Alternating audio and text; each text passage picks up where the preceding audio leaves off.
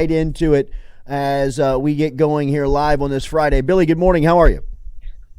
Doing great, guys. Ready for another Bayou Splash, which is in Baton Rouge, Louisiana, on the Bayou with LSU, the Tigers, two of the best logos out there.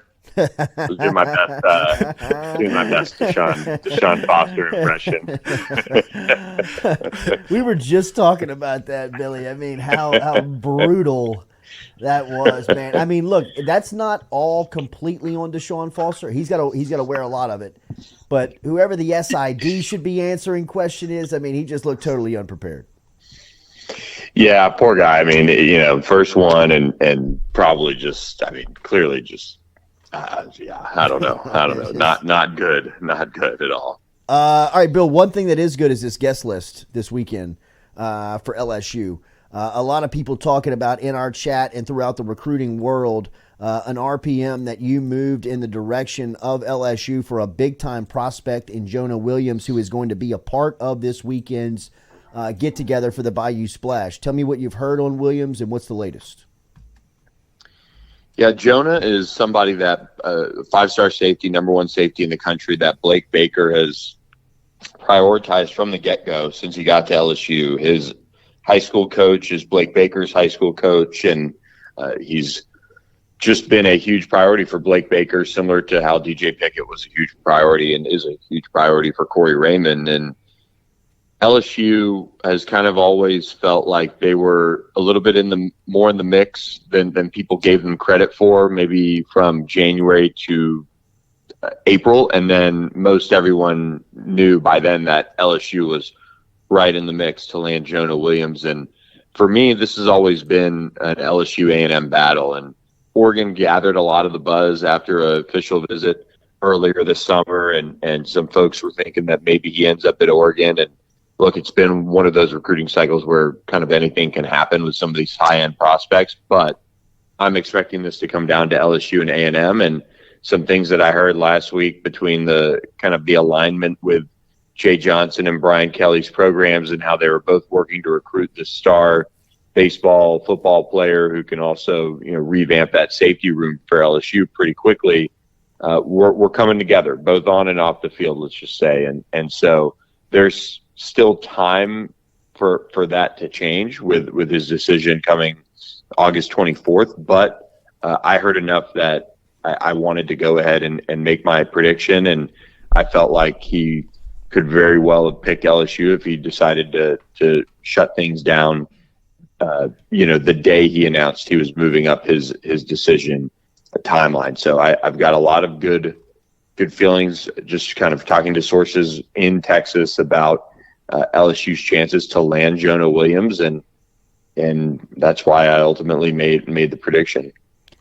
Great news for Tiger fans. Bill, I had a chance earlier this week to meet with newly named president Jared Wilson of Bayou Traditions, which is now part of and working in partnership with the LSU athletic department, or excuse me, with TAF, and raising money.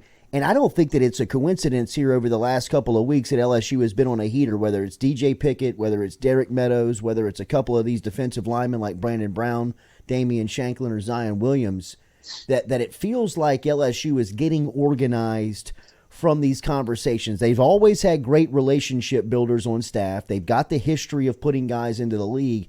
Now it seems like the NIL conversation and recruiting has caught up. Is that an Austin Thomas thing? Is that can you offer any insight on that? Because like I said, I just don't believe it to be coincidental that you're landing 5-star guys when you're going up against schools like Ohio State, Oregon, who have really shown that they've got that thing figured out.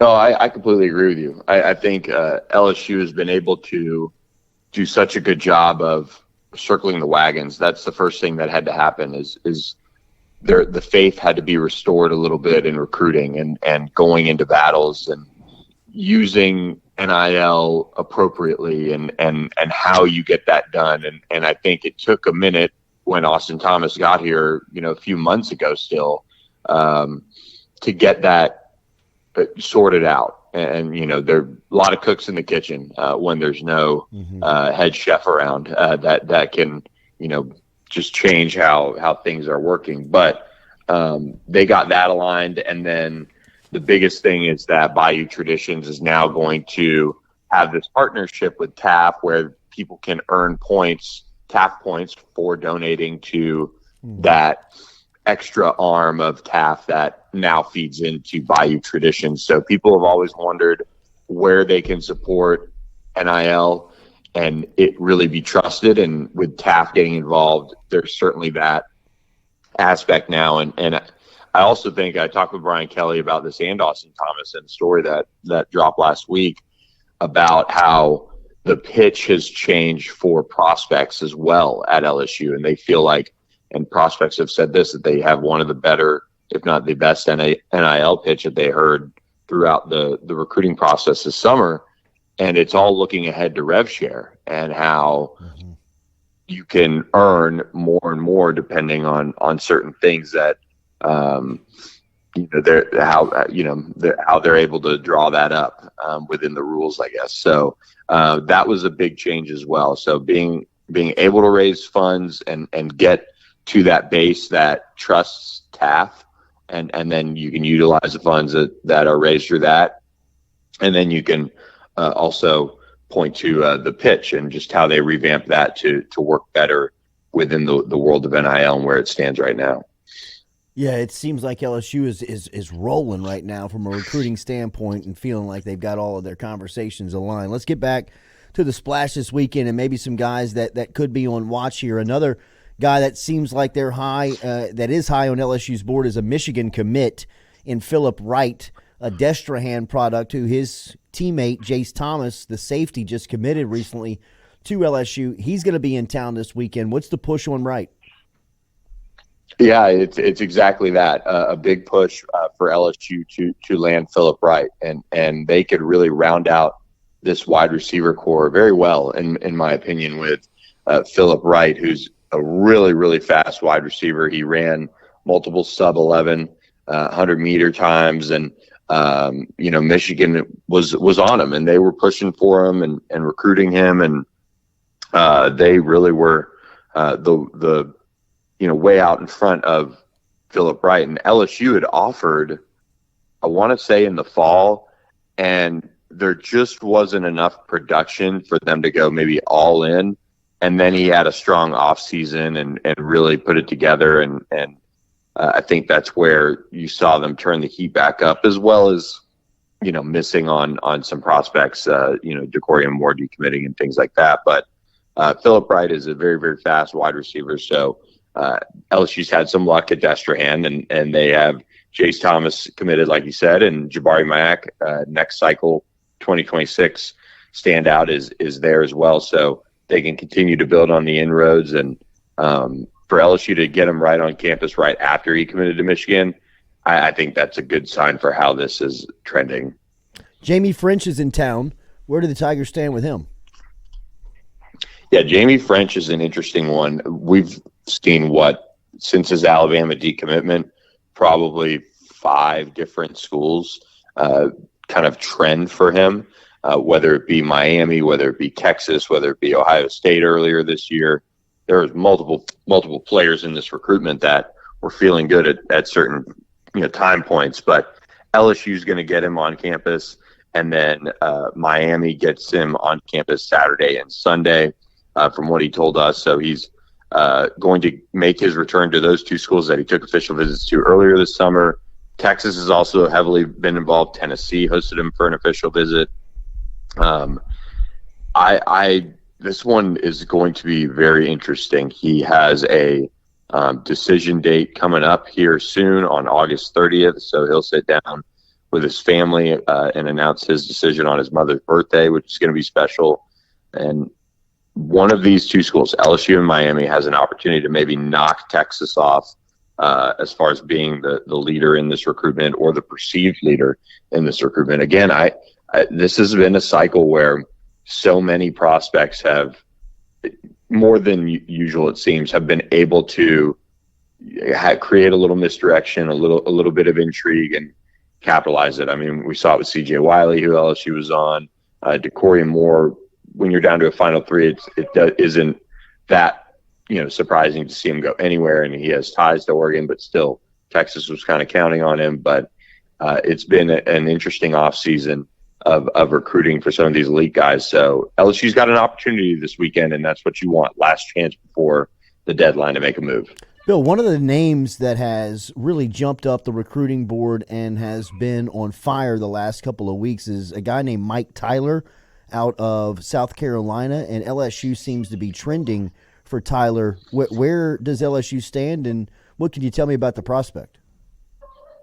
Yeah, he's a really, really good-looking tight end, 6'4", 220, kind of in that more of a pass catcher type of mold there. And he already made an unofficial visit to LSU and really has made 2 visits to LSU this offseason. So things are picking up there. I mean, to come all the way out from South Carolina to make 2 unofficial visits and now coming back out for the Bayou Splash, that's really, really a good sign for LSU. So it seems like the Tigers are trending for him, and I am at the point where it'd kind of be surprising to see them not land him at some point and get that second tight end in the class with J.D. LaFleur. Last one, Bill, I'll get you out of here. Aiden is in town this weekend. Ruston cornerback had a really good state championship game against maybe the best player in the Dome all weekend in Trades Green. Where does LSU stand with Anding? Yeah, I really like where LSU stands with Aiden Anding. I put my RPM in for him as pretty much as soon as he got the offer. He was really excited. I think it's an offer that was a long time coming. I think with his production and I think last year was his first year of football. He's a standout basketball player as well. And he had a really good offseason on the Under Armour circuit and was a defensive back MVP of the Dallas camp. So he's been on the rise, and LSU decided to go ahead and offer him, which I think was the right move. And I think he's going to end up in this class. I think he was so excited about the offer. Texas has been the perceived favorite for him in his recruitment. But I think that offer really changed it. He was set to commit at the end of June and immediately pushed back that decision when he got the LSU offer, which is always a good sign. And so it's now all about, making it in for a visit. And he's headed to Arkansas after his LSU visit to check them out one more time. So I like where LSU stands a lot. And, this would be one where if for some reason they don't get him, it wouldn't take away from what they've done. You have DJ Pickett, the 5-star plus cornerback. You have the number 1 corner of the country committed. But it would be, something I think he ends up in the class, but it would be something that was definitely fumbled because he had a really good offseason and they wanted him to camp. He couldn't fit it in, but now they're pushing for him. And again, I think he ends up in the class. Bill, this is the last one. I'm sorry. The 2026 and beyond group seems like will be very well represented this weekend, whether it's Jabari Mack, the wide receiver from Destrehan, or Bryson Martinez from EA, or is Jakeem Stewart? Will he be in town? Yes, Jakeem Stewart will be in town, and Jakeem is really it's starting to really come down to probably a few schools that are really recruiting him. He's such a high-profile prospect, and the NIL package that is going to be put together for him wherever he goes is going to be pretty insane. And so we've seen, I think, a few schools emerge, and LSU is one of those schools that is absolutely not going to give up here. They're really pushing hard for him. He's going to come through for a visit. It's I think the first in a little bit of a bit of time, and he's also going to be at LSU USC the season opener, so he'll get to watch the Tigers in person. But LSU's the team to beat here for Jakeem Stewart, the number 1 overall prospect in the country, and it's a big deal to get him back on campus.